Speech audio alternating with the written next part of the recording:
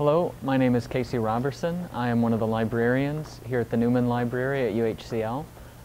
In early 2011, I was diagnosed with kidney disease, and it was by the middle of that year, pretty much, that I was on dialysis. He had selected a form of dialysis which you can do at home. However, doing it at home, you have to do everything at home. Unpack the materials, inspect the materials, inspect the dialysis fluids and so forth. And he had to be at home to receive them.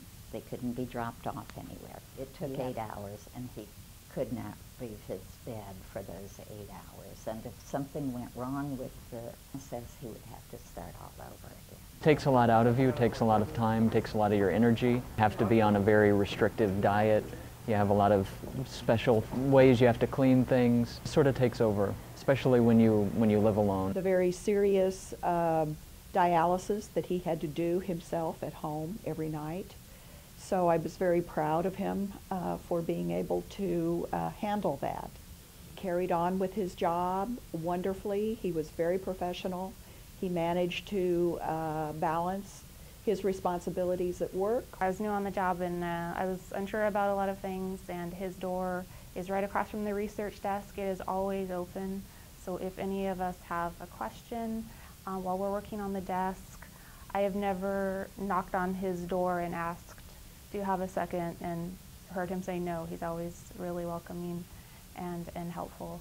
He thought of anything that maybe I hadn't learned yet being new to the job. He was always, I know it's common for us to be able to go to him, but even if he thought of something that maybe I didn't ask, he'd come to my door and be like, well, did you know this, or, do you need anything? And he's always very, very helpful and very personable. In terms of his